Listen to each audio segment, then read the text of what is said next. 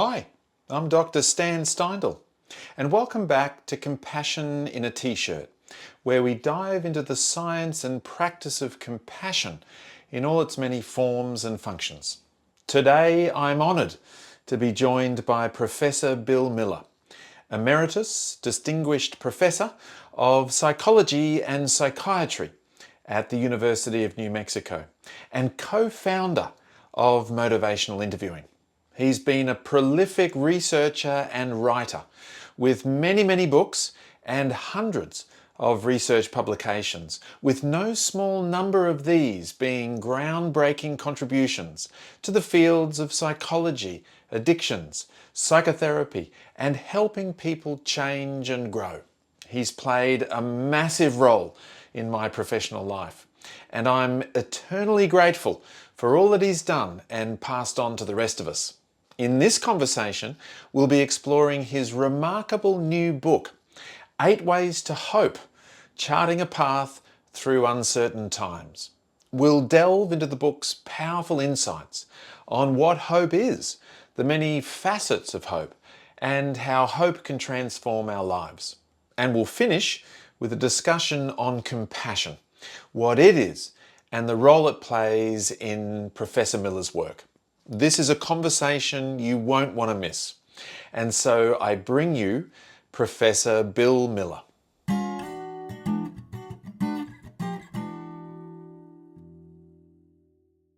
All right. Well, Professor Bill Miller, thank you very much for coming and speaking with me on Compassion in a T-shirt.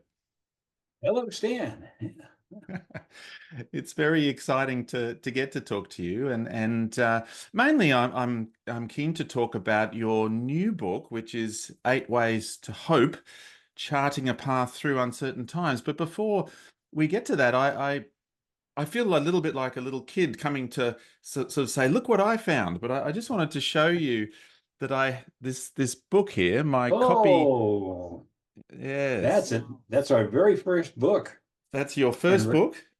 Ricardo It's and I are working on a new edition of it, which means it will is have been in print for 50 years. Yes.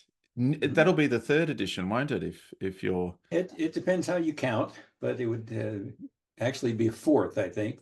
Oh, okay. There was that one, and then we did one with University of New Mexico Press, and then we've been doing it with Guilford Press also. So yeah. I see. Yes, well, this is the 1976 edition. So I think The it's original. the original.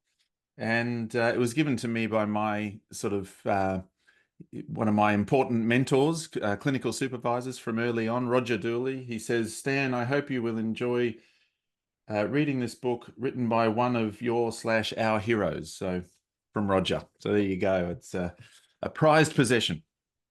When I went back and read it, I was embarrassed that I didn't know how to write back then. Oh, really?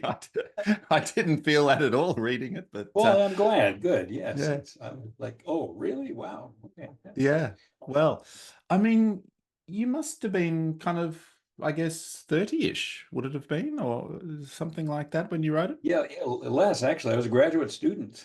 Ricardo and I were both graduate students at the University of Oregon when we wrote that. So. Right. Okay. Gosh. I mean, part of me wants to dive into that book, but let's stick with the most recent one about hope. So, what inspired you really to well, to write a book on hope, and what did you discover when you started to research for it or to write the book? Yeah.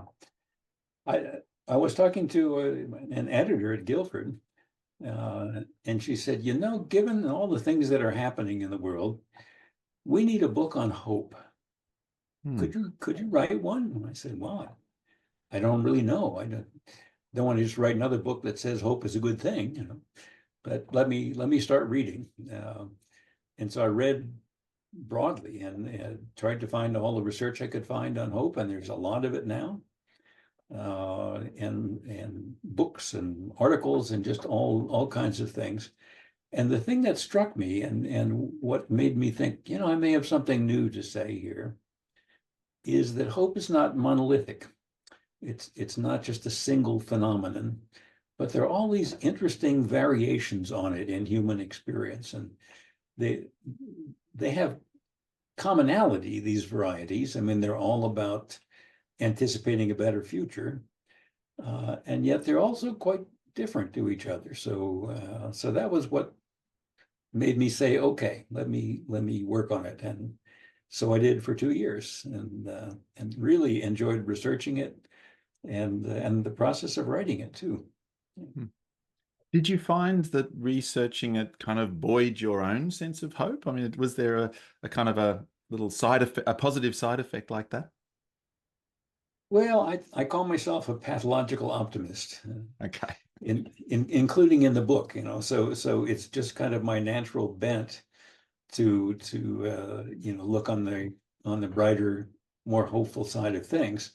So I don't know that writing it, had that effect on me, but it certainly impressed me with a variety of ways in which you can help people be hopeful. And if you're working with a client who's in need of hope, you've got a menu of at least 8 different avenues to go down here as ways of thinking about that. So that felt interesting to me. Mm. You also found those sort of kind of a relationship, or not so much a relationship, but sort of juxtaposition of hope and fear. Would you mind telling us a bit about hope and fear? Well, they're sort of opposites in a way. I mean, if you think about it, fear is another way of thinking about the future and anticipating future, with horror, with dread, with looking forward to what might not be a very good future. And so they're kind of opposites in a way, and yet it is possible to experience them both at the same time. You can hold hope and fear together, as I have for my own children sometimes. And so they're not incompatible experiences. They're just kind of different ways of anticipating the future, and looking on the bright or the dark side of it. Mm. Yeah, no, I can relate to the idea about one's children, holding both sort of hope and fear at the same time. It makes me almost feel like hope takes a bit of courage in a way to sort of dare to hope or something like that. It can be tempting to just sort of topple a bit into fear, but courage to hope. Indeed, yeah. Mm. And hope is a characteristic of people. If you just kind of measure the extent to which a person is hopeful, it's associated with all sorts of other positive outcomes and attributes, to the extent that it's been called the Velcro construct. Everything seems to stick to it, you know. Ah, So people who are high hopers are better at solving problems, in general. They tend to have better mental health. They tend to have better physical health, actually, and longevity, believe it or not, and a higher sense of a quality of life, and the ability to transcend the difficult present, and kind of look beyond it. Tend to find more meaning in life in a way. So lots of aspects of physical and mental health seem to be related to the extent to which we do hope. You know, mm. even something as concrete as recovering from a physical injury or a disability. People with high hope just have better outcomes, and are more likely to recover more function than other people are. So it's something worth considering and hoping for. It's something of a trait then that different people vary on their levels of hope, and it's also something we can cultivate or can change or we can sort of grow in ourselves. It is both of those things, and in a way, a trait is something you do one day at a time, and so it kind of builds on itself over time. The trait aspect of hope, I guess, is called optimism, most often. But also, these are practices that you can practice, you can engage in. Yeah. Mm, yeah. Yes, I suppose the other sort of juxtaposition that you talked about in that sort of the first chapter really is hope and despair, I suppose, as well. And What would you say about kind of despair or hopelessness? I guess that's also another opposite of hope, really. Yeah. Well, hopelessness is a well-known um, cousin of depression, certainly. Mm. I mean, beside Beck's depression scale, he has a hopelessness scale as well. And in a way, both of them are choices. I mean, when you're looking at the future, when you're considering the future and your current circumstances, um, you can despair, you can hope, and in a way, it's a choice which one you pursue. And it Mm. matters which one you pursue. Mm. What's that moment of choice like? Like how might that sort of be experienced where we're sort of there and we could go this way or that way? How does a person do that really or achieve that? It's sort of like a special case of ambivalence, I guess. It is in a Uh, way. Yes. which is something I've been studying and working with for a long time. But you know, you may think of a reason why you could be hopeful, and then you may think of a reason why you shouldn't be hopeful, and maybe even stop thinking about it because it's kind of unpleasant to be in the midst of that kind of ambivalence. But ultimately, you go down one road or another, and you know, another aspect of hope is just perseverance, just persistence in staying with it. In Mm. motivational interviewing, in a way, what we're doing is helping people stay with the road of change to go from tree to tree to tree in a straight line down to the forest, in a way. Mm. So it's kind of like that, to persist in the hopeful side of things, and make that choice one tree at a time. Yeah, yes, yeah. Actually, that's really sort of that's definitely got me thinking. It's a little bit like, we've learned from MI, perhaps we can't really convince people to be hopeful, I guess it's perhaps that's also an evocative process as well. Well, in fact, trying to convince someone to be hopeful probably is going to move in the opposite direction. You know? Yes. Yeah. It is when Steve and I got to thinking about importance and confidence as different vectors of motivation. Yes. Both of them are evoked. You can call forth confidence from people, and trying to push it in. I think not so no successful as finding in them the roots of hope that are already there. Yes. Yes. Really bringing those to the surface a little bit for a person and kind of opening up the possibility that perhaps there are these two sides to it for them, and is there a way to really kind of elaborate upon that hopeful side even and doing all of At the that same through time, there's listening well. At the same time, sometimes you need to lend people some hope too, Mm. as a therapist. I would think of a suicide prevention line, for example, where you may be talking to someone who sees no hope at all at the moment, and even trying to evoke it. There's not much to find, and so just to hold them over to offer them some glimpse of hope Mm. that this is a temporary way in which they're looking at things, and it's possible to be somewhere else.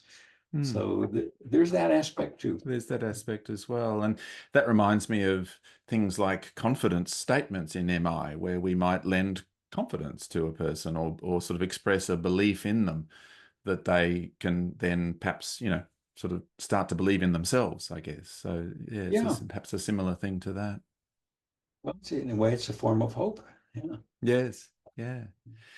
One of the things I really enjoyed in the book was the little quotes or the little passages that you had at each of the at the beginnings of each chapter, and not least Christopher Reeves, who kind of loomed Yes. large in my childhood, of course, as Superman, and all that happened for him and so on. I wanted to share a poem with you and see what you make of it, if that would be all right. Please. Yeah. It's an Emily Dickinson poem. Uh-huh. Hope is the thing with feathers that perches in the soul and sings the tune without the words and never stops at all. and sweetest in the gale is heard, and sore must be the storm that could abash the little bird that kept so many warm. I've heard it in the chillest lands and on the strangest sea, yet never in extremity it asked a crumb of me.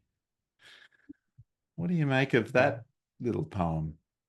Well, it's brilliant, Dickinson. I think I quoted the opening lines of that poem in the book somewhere, and if not, I meant to, because it just captures in a poet's imagery so well the experience of hope, and it can be experienced in many different ways. Mm. And just the enduring aspect of it, or the resilient aspect of hope, the way that even in the darkest times, that's often there. It can be. It can be a part of that experience that we're able to still hold hope, I suppose, even when the storms are raging around us, perhaps. Sometimes for very long periods of time. Mm, Nelson Mandela talks about his experience of sustaining hope while he was in prison for a very long time mm, in South Africa. So it is something that can keep you going when there's not much else. mm, yeah. You've been alluding to the 8 ways. I noticed in some of the things that you've been saying there, sort of alluding to the different aspects or facets of hope. You had a metaphor yourself of hope is like a diamond with these different Mm. facets, I suppose, and that sort of thing. And the first one that you describe is desire. Could you elaborate there? Just tell us a little bit about what's that piece of desire when it comes to hope. Um, well, first of all, it's a necessary component. Hmm. Uh, you don't hope for something that you don't want. So that wanting itself is a piece of the experience of hope. Now it can be, I talk about wishful thinking in the book and use my own example of traveling and eating too well and exercising too little and coming home and stepping on the bathroom scale. And that moment of wishful thinking to be exempt from the laws of nature is wishful thinking. But the wanting aspect of it also can be profound. And that's it's called the Pygmalion effect in psychology of after the king sculptor who made a beautiful statue and so wanted her to be alive that his wishing made it so. And that name is given to this effect in psychology of expectation and desire being a component of shaping reality itself. And not often do statues come alive, but there are many examples of this that when you see and want something to happen, you're more likely to pursue it, and it can influence the actually coming to be, and can wanting itself can be quite powerful. Mm. So be careful what you hope for, because our very wanting itself moves us in a particular direction. Mm. Yes, and of course, desire is an important component of motivation generally, I suppose, isn't it? And from that motivational interviewing point of view, and it sort of belongs here as well. That we Yes. it's sort of almost a foundational piece that we hope for things that we want, and when we do so, it even makes it just that little bit more likely that it may come to pass, I suppose. And I guess something we've learned through motivational interviewing is you can help someone to want something as well. Mm. So it's not just passively waiting for that to happen. Uh, People that we worked with in the addiction clinic didn't come in wanting to change necessarily, but a piece of the puzzle was helping them to do so. Mm. And we can express our desire for the well-being of others, I suppose, that sort of lending the hope to others or hope for others. That's an important part of things.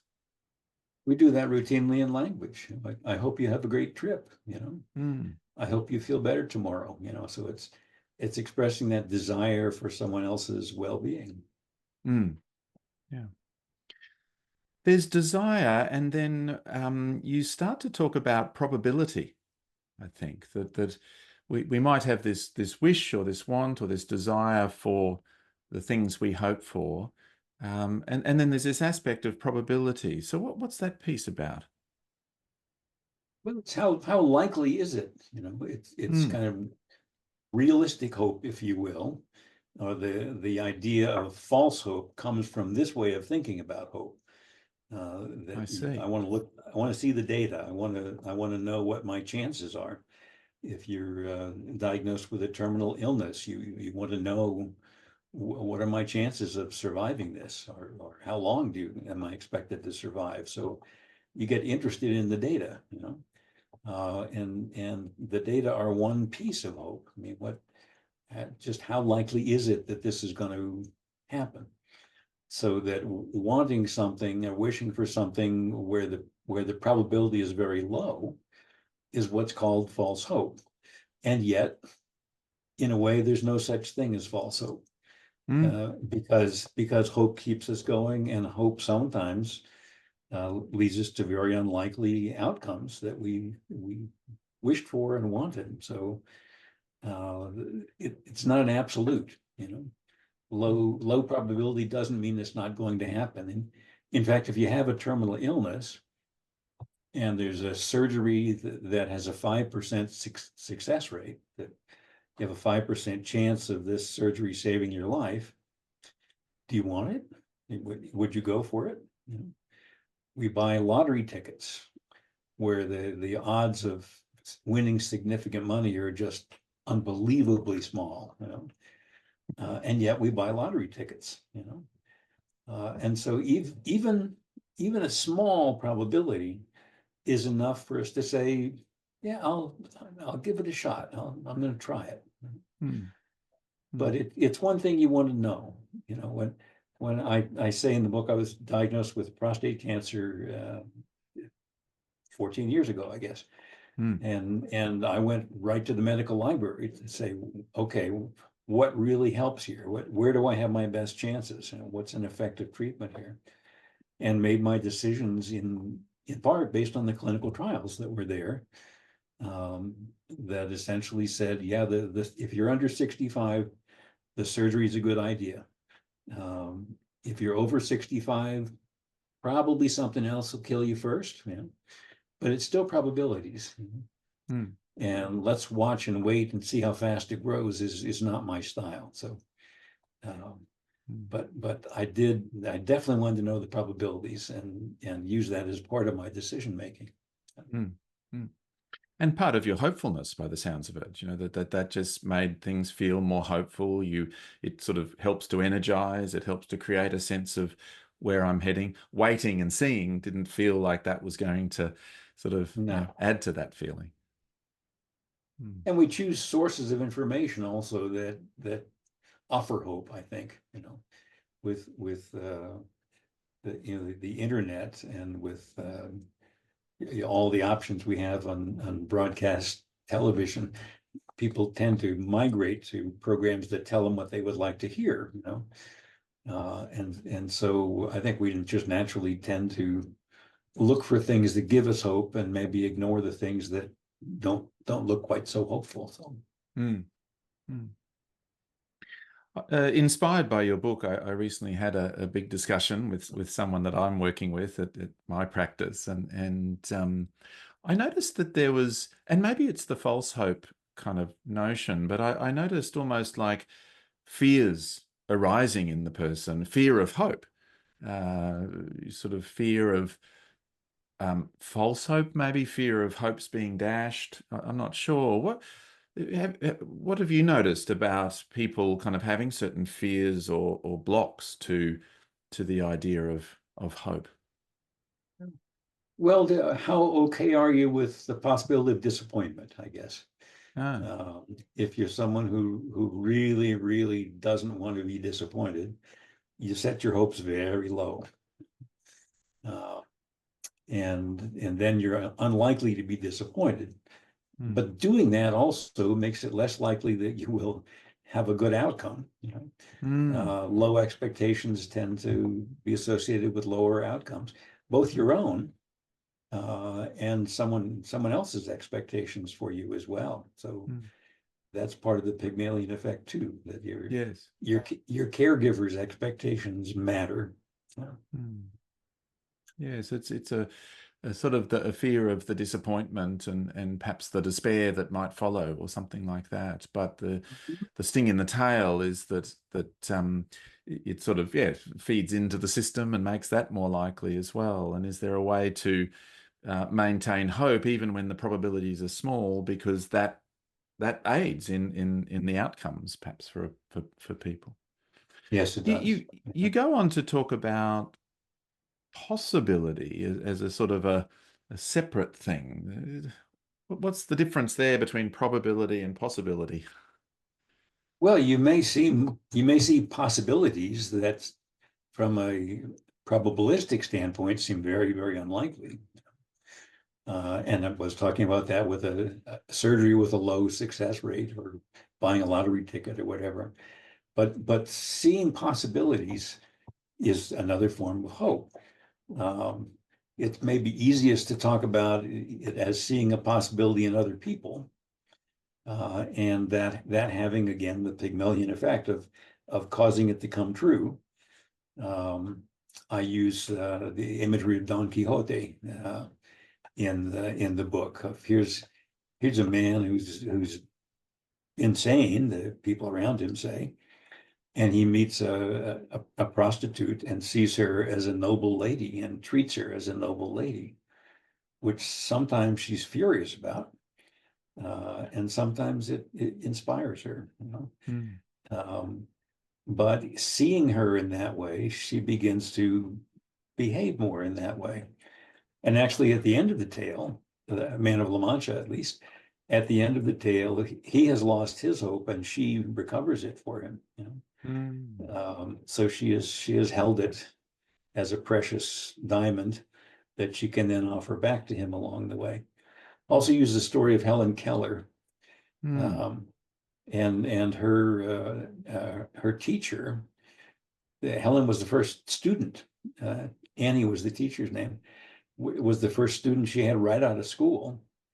And here's a girl who cannot hear, who cannot see, who's has no communication with the world, and every reason to think this is hopeless, and yet that Helen Keller became not only able to communicate, but a famous communicator and an advocate for people with disabilities. In that she, even though she couldn't hear and couldn't speak, she could learn to communicate, and did so very well. And at the end of Annie's life was there holding her hand, which is another image that I love very much. And so seeing that kind of possibility is important. I also talk about the placebo effect. What is that? It is so strong. Believing that something that you're taking is going to help you is so strong that when you're going to introduce a new medication, you don't have to prove it's better than nothing. You have to prove it's better than placebo, because placebos are so potent, can have such an effect on physical health and mental health and so forth, that actually medications need to be better than that in order to be proven to be effective by the FDA. So what's going on there? Well, it's seeing a possibility of being well. And I use the stories of Anton Mesmer, after whom Mesmerism is named. But here was someone who had a very elaborate ritualistic kind of treatment in France, and he was getting amazing cures. And the King of France was suspicious and appointed a committee to investigate him. and appointed as the chair of the committee Benjamin Franklin, who was visiting in France at the time. So there's a great story there, and there's a long report from Franklin about his investigation. And Franklin, clever as he was, came up with some interesting ways to try to test this, because Mesmer's belief was that he could magnetize people, that he had the power to just provide animal magnetism to a human being or even to an inanimate object that would be healing. And people were getting better at substantial rates when they were getting magnetized. So Franklin developed what would now be called balanced placebo designs, in which sometimes he had the patients behind a curtain, and sometimes they were told there was a mesmerist, and they're blindfolded. And they're told sometimes that there's a mesmerist there who's hypnotizing them, and sometimes they were not told that. And sometimes there actually was a mesmerist there, and they might or might not be told that that was so. And the question was, is it thinking that there's someone there hypnotizing you, or is it there actually being someone there hypnotizing them? And it was, of course, the former. It was when you believe that someone is hypnotizing you, then you get better. Doesn't have anything to do with the actual presence of the person. We had a clever experiment where there was a walled garden with many trees in it. And he had Mesmer's disciples go into the garden and magnetize certain trees. And they kept track of which ones had been magnetized. Then out go the disciples, and he lets loose patients with various maladies into the garden with the instruction to choose a tree and basically hug a tree. And well, what happened? Well, there were substantial cures again, but it had nothing to do with whether the tree had been magnetized or not. So it's a beautiful correlate to Alan Marlat's work with balanced placebo. And so Mesmer was discredited and run out of Paris. But Franklin notes that there were absolutely amazing cures going on here. So it wasn't that there was no benefit. It was just the benefit was not because of the cause that Mesmer believed in. And what does Franklin say about that? He said, I think it's hope. I think hope has amazing properties that can be very healing. Benjamin Franklin. Oh, what a mind. I mean, so clever in so many areas. I love reading his work still. Yeah. Yes. And he pops up in all sorts of different places. I think that was was that in the lead up to the French Revolution as well, around that time? He was there currying French support. Yeah. So he's kind of involved in an important way in that as well. I thought so, yes. But no, I really noticed that in the therapeutic setting as well, that the client's hope is sort of predicted by the therapist's hope in a way, and that's something we can do in and around this notion of possibility, and yet sometimes I've certainly experienced where my hopefulness starts to sort of maybe wane, and then all of a sudden the client is now giving me hope again, and we're sort of, working together with this sort of building hope together, I suppose, around possibility. It's interesting. That's the Don Quixote story. Yeah. That hope is contagious. Yeah. Yes. Yeah. And of course, this is where your Christopher Reeve quote comes in. I think once you choose hope, anything's possible. So I think that's very inspiring too, especially given his story and so on. Yes. From there, you moved to optimism, high hopes. I notice sometimes, I think I do somewhat lean towards pessimism. I've often had to work on that over my life, and find myself kind of not expecting the worst, but just really kind of feeling a bit reserved about how things are going to turn out, sort of thing. And I try to move towards optimism. I know you're a very optimistic person. That's sort of part of your Yes. personality. So yes, where does optimism fit in with hope? Well, that's kind of the trait version, I guess, because Yeah. what we mean by optimism is someone who characteristically tends to look on the bright side, Hmm. tends to expect good outcomes, tends to just look on the bright side of things.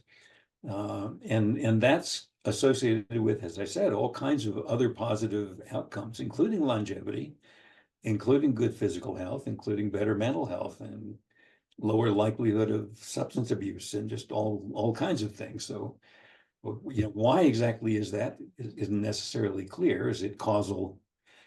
We don't know for sure, but they're certainly associated, substantially so. Now, are there hazards to optimism? Well, sure, there can be. I mean, disappointment is one of them. So to be optimistic, you have to be willing to be disappointed. It's like, falling in love. You have to, be willing to get hurt in order to do that. There are also lots of historical examples of spectacular disasters because of over optimism. Mm. People, a military leader who's just always won, just convinced he's always gonna win and takes a stupid chance, and his troops are slaughtered. So that can happen as well. I tell a story of sitting behind a guy on an airplane who did not fasten his seatbelt, and the staff didn't catch it. So he went through the whole flight with no seatbelt on, including turbulent times. And then the warnings come on, fasten your seatbelts. This guy's not doing it. We're prepare for landing, fasten your seatbelt. This guy doesn't do it. And I think that this is somebody whose optimism is on the dangerous side, because you underestimating real risk is one possibility. I'll never get into an accident. It's never going to happen to me. And of course, that's famous last words. So that is a risk side. But in general, optimism is associated with positive outcomes, and substantially so. So while there is that downside, complacency is another possibility. A student who's, I got this test, I know the stuff, I don't need to study, well, that doesn't necessarily mean you're going to do well. So you can get complacent, you can take stupid risks if your optimism is too high. And I think there's probably a sweet spot, in between being too optimistic and being too pessimistic. But the data are on the side of choosing optimism, I got to say. It just seems to come out that way, and it's associated with, I said, creativity and actual achievement and all sorts of things that just seem to say, you're better off choosing hope in many circumstances. Yes. No, I mean, I've been very aware that when one is more pessimistic, when things don't go well, I guess you're not as disappointed, but when things do go well, you're sort of still pessimistic. But if you're optimistic and there's disappointment, well, you're kind of still optimistic anyway. So you sort of, you That's ride right. through. There's always next time. Yeah. Yes, exactly. But it's when there's optimism plus complacency, or optimism plus carelessness, that's where the hazards start to arise, I suppose. So there's some sort of wisdom there that comes into alongside optimism that really helps to make it a positive outcome. There's a debate in the literature whether the risky side, or whether the benefits are the presence of optimism or the absence of pessimism. And on the health side, it looks like actually pessimism is more bad news than optimism is good news, if that makes sense. Okay. And since they're poles of a dimension, the pessimistic side leans you in the direction of less good outcomes in achievement, in health, in just all kinds of things. Well, that's not good news for me, Bill. I'm going to have to really do something about it. Well, what will you do about it? Yes, exactly. Well, I'm going to read this really great new book on hope. That's going to hopefully. Oh, right, good. Okay. Yeah. So we've got the optimism, trust. That was the one that I suppose I was really sort of having to think about, and sort of, you know, where does trust fit in? I mean, yeah. So, what's the idea there?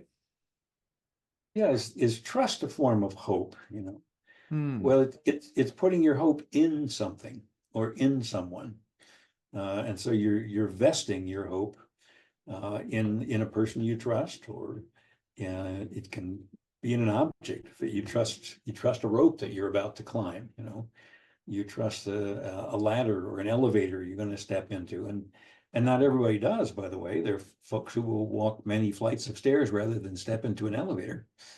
Um, so it is, trusting is an act of hope, but it's related to a particular situation or a particular object or a particular person. So the presence of your hope depends upon the presence of that object or person. Uh, People take with them good luck objects. Uh, Riding on the dashboard of my car, you know, the famous Plastic Jesus song, you know, or sports players who just have superstitious, is it superstitious, you know, objects that they keep with them, that they believe make them more successful, you know. So that kind of trusting is important too. Erickson, not Milton, but Erik Erikson talked Hmm. about this as being the first developmental stage in life of and what you're kind of working out in the first 18 months or so of life is the world in general a trustworthy place? Can you in general trust people, you know? And from the infant's perspective is if I cry, is anybody going to come, you know? Will someone take care of me, you know? And that can be a mindset for the rest of your life, in a way that you can't trust anybody, you know. Or that you know, in general, people are trustworthy until proven otherwise, you know. So the until proven otherwise can work both ways, you know. I will not trust someone until they prove they can be trusted, which is pretty tough. Um, uh, or I will trust someone until they prove that I shouldn't, you know. So Hmm. you can go either way. It's again a choice thing. But Erickson was saying the experiences that we have early in life can have a really enduring effect on our willingness to trust as well. So Hmm. it's got lots of aspects, and for a therapist like yourself, what you know, you hope that you can provide a corrective emotional experience, a term out of the history of psychotherapy, that when someone does have that kind of damage from trauma or something, that you can provide an experience that lets them get past it. And we know a fair amount about that as well. Hmm. So it's not fate necessarily. There are things that can happen and do happen in people's lives, sometimes in a therapist's office even, sometimes unbidden, you know, that transform people. I got interested in the phenomenon of transformational change, and my book Quantum Change is about that. I said, does this really happen, that something can occur within a matter of minutes or hours that permanently changes somebody? It's the Ebenezer Scrooge story, you know, but you also find them in autobiography all the time, you know. And what I came away from the study with was, yes, this does happen, and we don't know how. We'd love to be able to bottle it. My editor wanted me to add the chapter, you too can have a quantum change experience. And I said, sorry, I don't know how to do that, you know. But just describing the phenomenon was fascinating. And the last psychologist I could find who had done that was William James in Ah. 1902. 1902. Ah. Yes, our sort of life experiences are just so powerful, aren't they? And they kind of shape us, I guess, you know, even very early experiences. And it's sort of important to think about that from a hope point of view generally, and perhaps this trust facet of hope is particularly influenced by that. But later life experiences can shape us as well, I suppose. And that's the optimism in the trust side of it, I suppose, is that people might be able to have experiences where they perhaps learn to sort of trust Yeah. again. I It's really important in liked. counseling and therapy, certainly. Yes. And the first process, the first task in motivational interviewing is engaging. Yes. And the question is, can we take a walk together? Yes. It's about trust. People feel heard and understood and safe, I guess, in the relationship. And I did like Ernest Hemingway's quote here: the best way to find out if you can trust somebody is to trust them, Yes, which is sort indeed. of what you were alluding to before. That's Um, right. and many times, if you sort of take the chance and trust certain people wisely, again, I presume, but actually it will pay off. People may in fact be trustworthy. Another self-fulfilling prophecy. Mm. We have the next facet of hope, meaning and purpose. Yeah, that's whatever is happening in your life, finding meaning in it. Meaning is coherence. You can make sense of it. It fits into how you understand reality. And when things happen to us that don't fit into how we understand reality, that can be pretty disturbing. The purpose side of it is you having a meaningful role in what's going to happen. Agency, the philosophic term for it. And both of those also just have large components of hope to them, that you can endure things that make sense to you. You can endure things if you believe you have a meaningful way to contribute. You stay at it even though there's not much immediate evidence that you're making a difference.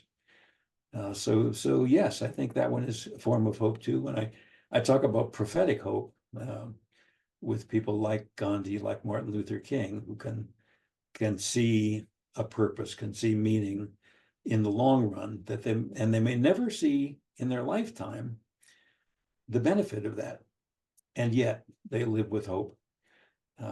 If it's only hope that future generations will have a better life. So that's also powerful. Yeah. Mm.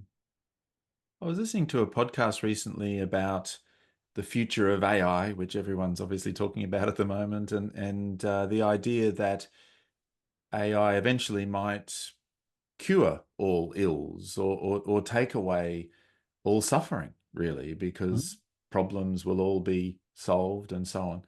And I had a funny thought about that like how much of our meaning and purpose really arises out of some of those more suffering experiences, that when we suffer and make sense of that and create a sense of meaning and perhaps even purpose of what we want to do and the role that we might play, that sort of kind of creates something in us beyond what we would have if everything was fine. if Oh there yeah. was no illness or disease or that sort of thing. Is suffering almost a source for hope in that kind of a pathway, perhaps? But hope is certainly meaningful in the midst of suffering. Mm, Both believing that there's a way out of this or seeing the light at the end of the tunnel or whatever, but also finding meaning and coherence in what's happening with you. So that it's some of the really powerful writings about hope are in the context of suffering. mm, mm. The Christopher Reeve story is given much more detail in that chapter, and the way that Yes, he was able to, yeah, sort of really kind of make sense of what happened through something meaningful and purposeful in his life. just a caution, I've got about 10 more minutes here. So Okay, thank you. Good, good, good. That's going to be plenty. Perseverance, I suppose. Keeping going yes, is part of hope. it's a behavioral form of hope. Right. Uh, I mean, doing, continuing to put one foot in front of the other is an act of hope. And so it's the most behavioral of these 8 forms. And it's not just persistence. It's not necessarily doing the same thing over and over again. In fact, that's a definition of insanity that Right. is doing the same thing and hoping that it'll have a different outcome. Perseverance more often has to do with trying different ways. Well, that didn't work. Let me try it this way. You see it in neuropsych testing, that people will stick with a strategy that's just not working. And you see it in life as well. Whereas perseverance is creatively looking for other ways that it might be able to do this, and seeing others is related to seeing possibilities too. But the very act of perseverance embodies hope, literally, and inspires other people to be hopeful and persist as well. So that one seemed pretty clear to me. It's interesting how pronunciation matters. Perseverance versus perseverance, I guess, is the that's right. Yeah, the difference. I use the there. example of the pueblos here in the Southwest that have endured all manner of suffering for 1,000 years or more. And the pueblos are communities that often have been in the same place for 1,000 years. So you can imagine the changes they've been through over that time.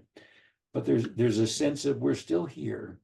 We will get through this.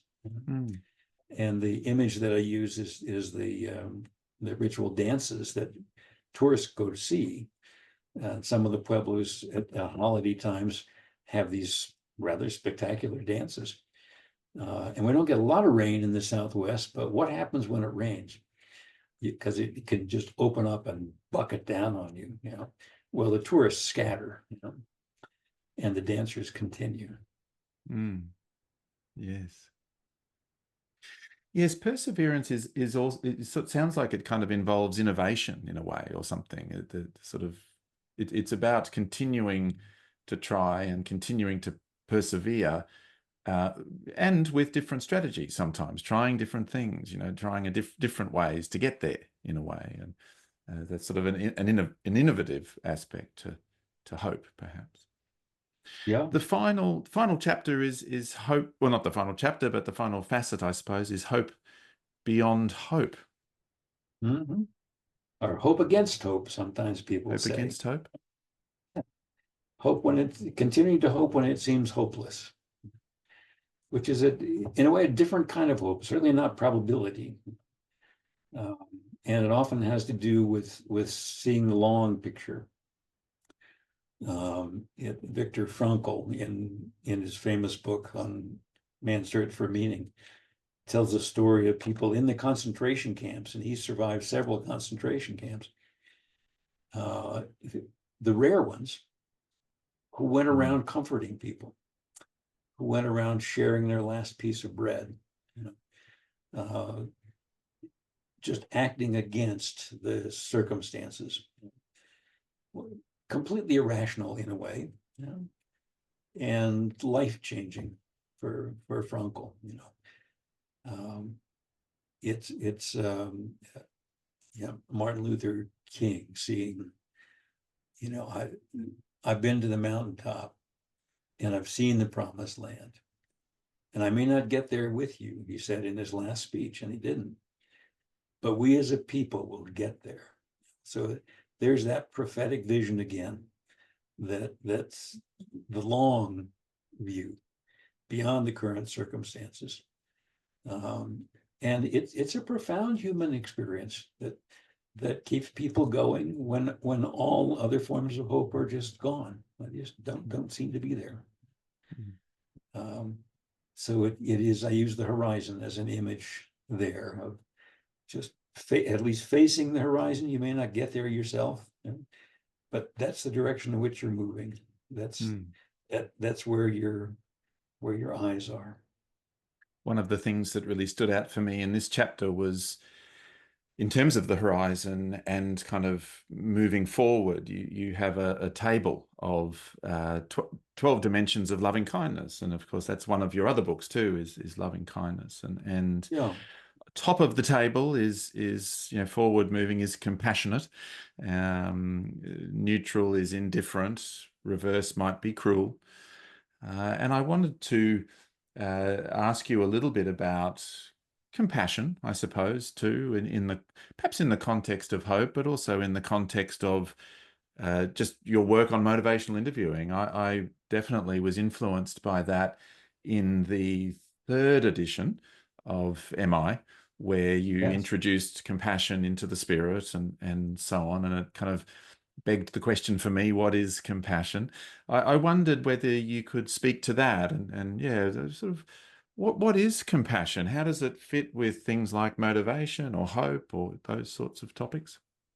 Well, compassion, like empathy, is a word that can mean a lot of different things. It Yeah. can mean sympathy, which you may just feel without doing anything about it. But as Steve and I have written about it, we mean intention. What is your intention here? And your prime directive, your intention is the other person's well-being, to alleviate suffering, to promote happiness and well-being in the people that you're working with, and holding that intention close and remembering that intention, I think, is an important part of a healer's work as well. And so we emphasize the intention point. Terry Moyers isn't happy with that because she says, how am I supposed to measure that?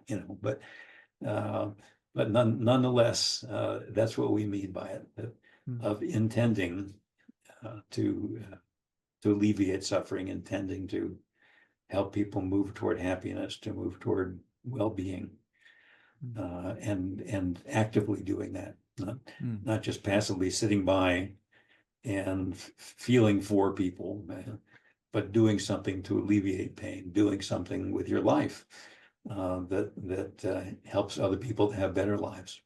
Mm. Mm. It's an intention and attention towards the other. It's a real intention towards their health and well-being and taking action to alleviate suffering. But I really appreciate, sort of also aiding in happiness or growth or flourishing even, that compassion is alleviating the suffering and promoting flourishing in a sense, from your point of view. Mm. Yes.